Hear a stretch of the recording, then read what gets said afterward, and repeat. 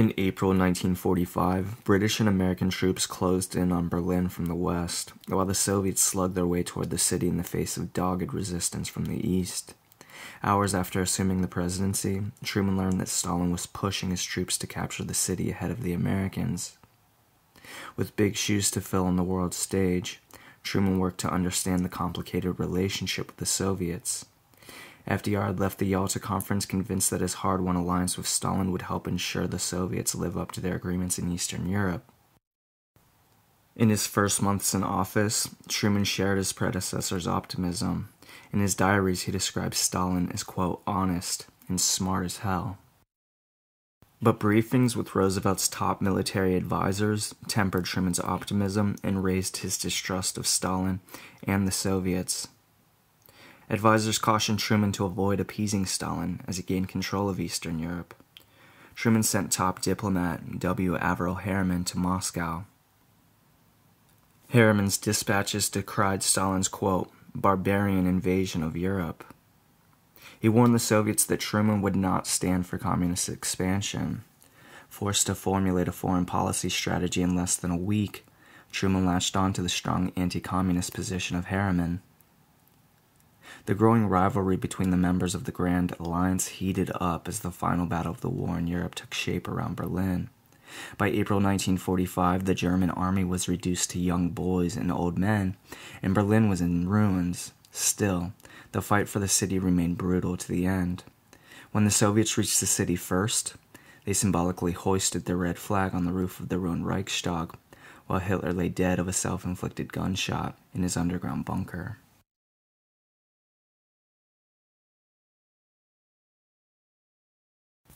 Germany formally surrendered on May 8, 1945. Even as the German guns finally fell silent, it was clear that peace would be complicated and bitterly contested. While citizens and soldiers rejoiced, political and military leaders remained deeply concerned by news of crumbling relations with Stalin.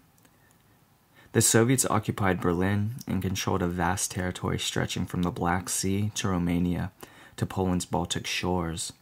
They also controlled a large swath of eastern Germany past Berlin and up the Elbe River.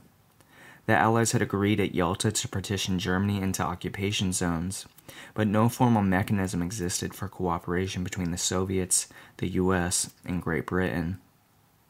Tensions grew when the Soviets annexed a huge swath of eastern Poland. In Washington, only 11 days after taking office, Truman faced off with Soviet Foreign Minister Vyacheslav Molotov and accused the Soviets of breaking their agreements to give Poland independence. Stalin responded by firmly maintaining they were only establishing a security zone in Poland and that Soviet interests in Eastern Europe were more important than good relations with America's new president. The leaders of the alliance met for the last time in Potsdam, a suburb of Berlin. On July 15th, Truman and Secretary of State James Byrnes arrived in Potsdam without a clear understanding of the extent of Stalin's expansionist ambitions and with the war in Japan entering a pivotal moment. Still hoping for Soviet assistance in subduing the millions of Japanese troops on the Asian mainland, Truman tempered his position on Poland and agreed to the Soviets' occupation of Eastern Europe. The debate about Poland symbolized the brewing ideological Cold War to come. 2 years earlier, at a critical meeting of the alliance at Tehran, Iran, Roosevelt and Churchill had secretly agreed to Stalin's demand that the Allies accept Soviet control of eastern Poland. Unaware of this agreement, Polish resistance leaders organized a massive uprising against the Germans in Warsaw with the assumption that the nearby Red Army would join the fight. In one of the bloodiest events of the war, German troops, crushing the uprising, slaughtered 250,000 civilians, reducing Warsaw to ruins. The Soviets stayed away and allowed Warsaw to fall. Months later, Truman agreed to let the Soviets formally redraw the map of Poland, which was a crushing blow to the Poles. From the perspective of Central Europe, the battle lines of the coming Cold War were clear. The ideological battle between the emerging superpowers would be fought on other people's territory with profound and lasting consequences for those nations.